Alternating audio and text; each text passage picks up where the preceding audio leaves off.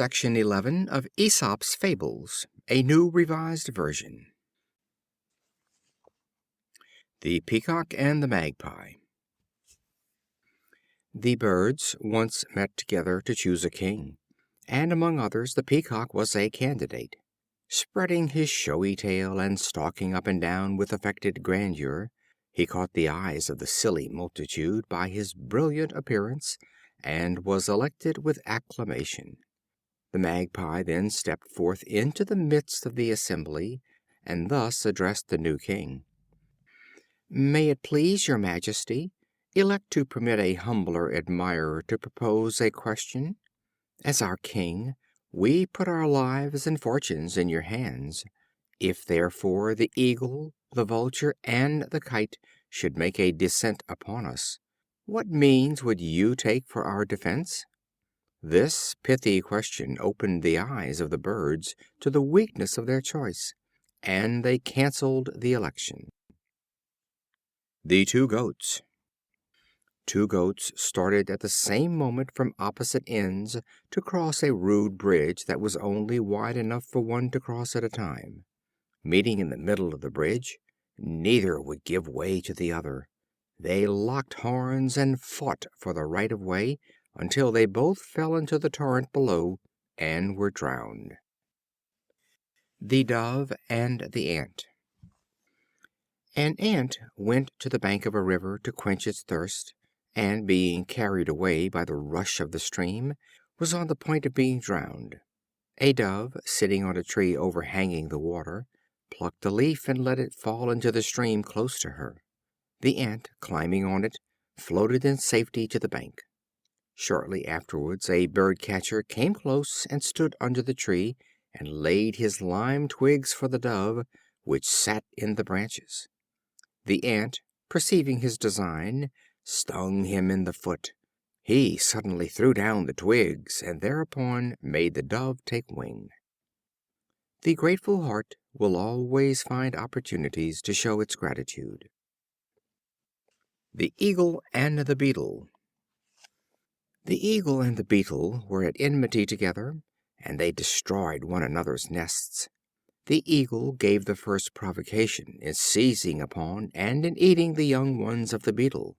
The Beetle got by stealth at the Eagle's eggs, and rolled them out of the nest, and followed the Eagle even into the presence of Jupiter.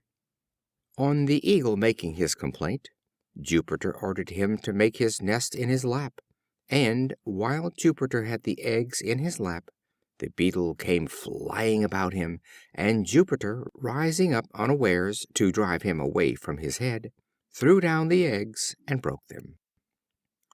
The weak often revenge themselves on those who use them ill, even though they be the more powerful. The Mule.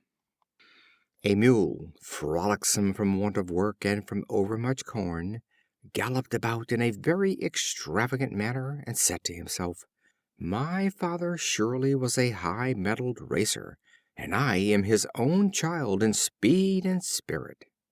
On the next day, being driven a long journey, and feeling very weary, he exclaimed in a disconsolate tone: "I must have made a mistake.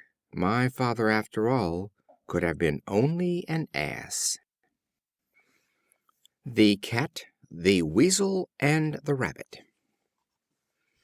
While a Rabbit was absent from his hole one day, a Weasel took possession of it. On the Rabbit's return, seeing the Weasel's nose sticking out, he said: "You must leave this hole immediately. There is only room for one, and it has always belonged to me and my fathers before me." "The more reason that you should give it up now," said the Weasel, "and leave its possession to me." As they could not settle the dispute, they agreed to leave the question of ownership to a wise old Cat, to whom they went without more ado. "I am deaf," said the Cat. "Put your noses close to my ears." No sooner had they done so, than she clapped a paw upon each of them, and killed them both. The strong are apt to settle all questions by the rule of might. The Rat and the Frog. A Rat, in an evil day, made acquaintance with a frog, and they set off on their travels together. The frog, on pretense of great affection, and of keeping his companion out of harm's way, tied the Rat's foot to his own hind leg, and thus they proceeded for some distance by land. Presently they came to some water, and the frog, bidding the Rat have good courage, began to swim across. They had scarcely, however, arrived midway, when the frog took a sudden plunge to the bottom, dragging the unfortunate Rat after him.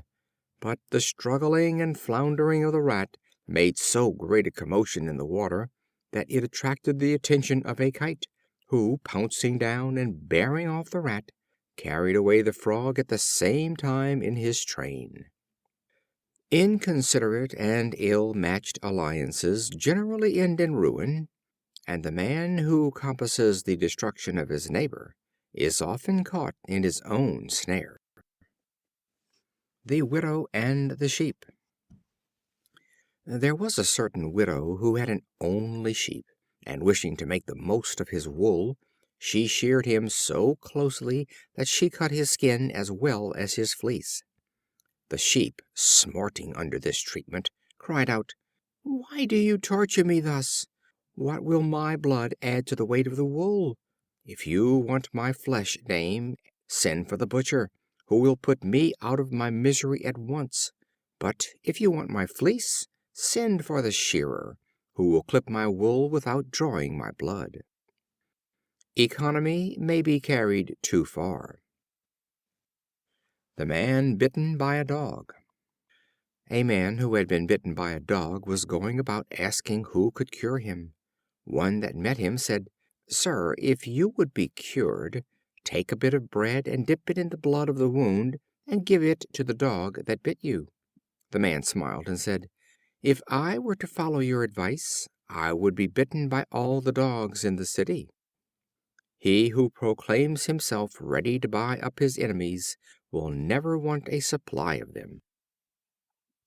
The Horse and the Wolf. A Wolf saw a Horse grazing in a field. Putting on a grave air, he approached him and said, "Sir, you must be very ill. I have some skill as a physician, and if you will tell me where your ailment is, I shall be glad to be of service."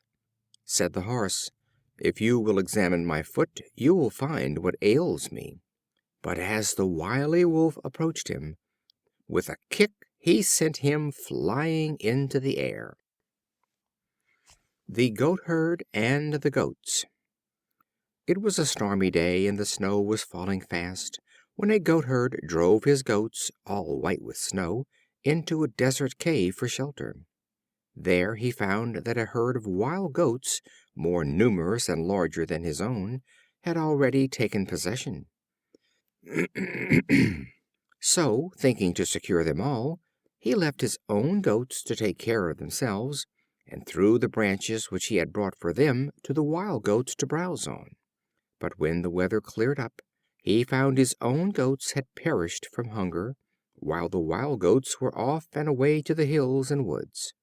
So the Goatherd returned a laughing stock to his neighbors, having failed to gain the wild goats, and having lost his own. Those who neglect their old friends for the sake of new ones are rightly served if they lose both. The Goose with the Golden Eggs. A certain man had the good fortune to possess a goose that laid a golden egg every day. But dissatisfied with so slow an income, and thinking to seize the whole treasure at once, he killed the goose, and cutting her open, found her just what any other goose would be. Much wants more, and loses all. The Old Woman and the Wine Jar. An old woman found an empty jar which had lately been full of prime old wine, and which still retained the fragrant smell of its former contents. She greedily placed it several times to her nose, and drawing it backwards and forwards, said, "Oh, most delicious! How nice must the wine itself have been, when it leaves behind in every vessel which contained it so sweet a perfume!" The memory of a good deed lives. The Ass Carrying Salt. A certain huckster, who kept an ass, hearing that salt was to be had cheap at the seaside, drove his ass thither to buy some.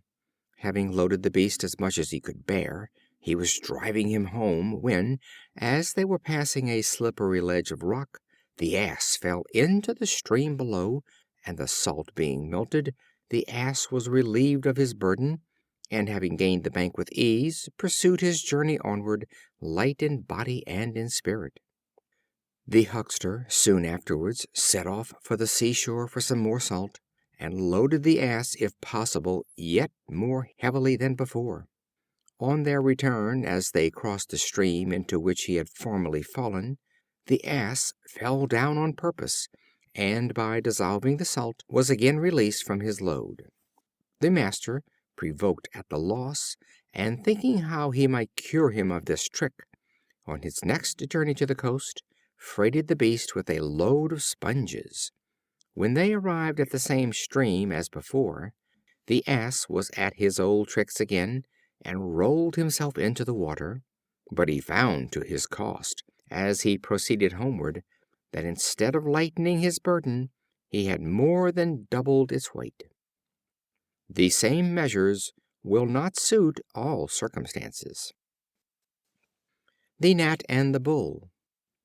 A Gnat that had been buzzing about the head of a bull, at length settling himself down upon his horn, begged his pardon for incommoding him. "But if," says he, "my weight at all inconveniences you, pray say so, and I will be off in a moment." "Oh, never trouble your head about that," says the Bull, "for 'tis all one to me whether you go or stay; and to say the truth, I did not know you were there." The smaller the mind, the greater the conceit. The Lion and the Gnat. As a Gnat was buzzing around a Lion, the Lion said to him, "How dare you approach me near? Be off, or I will kill you with the least stroke of my paw." The Gnat, knowing the advantage of his small size and his alertness, immediately challenged the boaster to combat, and alighting first upon his nose and then upon his tail, made the Lion so furious that he injured himself grievously with his paws. As the Gnat flew away, he boasted of his own prowess in thus defeating the king of beasts without the slightest injury to himself; but, in his carelessness, he flew directly into a spider's web, and the spider instantly seized and killed him. The Lion, the Ass, and the Fox Hunting. The Lion, the Ass, and the Fox formed a party to go out hunting. They took a large booty, and when the sport was ended, bethought themselves of having a hearty meal. The Lion bade the Ass allot the spoil, so dividing it into 3 equal parts, the Ass begged his friends to make their choice, at which the Lion, in great indignation, fell upon the Ass and tore him to pieces. He then bade the Fox make a division, who, gathering the whole into one great heap, reserved but the smallest mite for himself. "Ah, friend," says the Lion, "who taught you to make so equitable a division?" "I wanted no other lesson," replied the Fox, "than the Ass's fate." Better be wise by misfortunes of others than by your own. The Dog whose ears were cropped. A Dog complained of the cruelty of her master in cutting off her ears, and was so ashamed of her appearance that she resolved to stay in her kennel with her family. A friendly hunting dog said to her, "If you had been peaceful and not always fighting, you would have saved your ears and your good looks. If you will fight, it is a kindness to crop your ears, that they may not give your enemy the advantage." The Wind and the Sun. A dispute once arose between the Wind and the Sun, which was the stronger of the two, and they agreed to settle the point upon this issue: that whichever of the two soonest made a traveler take off his cloak should be accounted the more powerful. The wind began, and blew with all his might and main a blast cold and fierce as a Thracian storm. But the stronger he blew, the closer the traveler wrapped his cloak around him, and the tighter he grasped it with his hands. Then broke out the sun. With his welcome beams he dispersed the vapor and the cold. The traveler felt the genial warmth, and as the sun shone brighter and brighter, he sat down, quite overcome with the heat, and, taking off his cloak, cast it on the ground. Thus the sun was declared the conqueror, and it has ever been deemed that persuasion is better than force, and that the sunshine of a kind and gentle manner will sooner lay open a poor man's heart than all the threatenings and force of blustering authority. The Wild Boar and the Fox. A Wild Boar was whetting his tusks against a tree, when a Fox, coming by, asked why he did so. "For," said he, "I see no reason for it.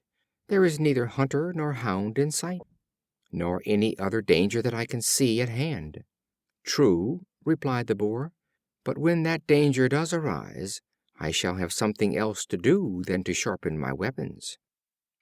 It is too late to whet the sword when the trumpet sounds to draw it. End of Section 11.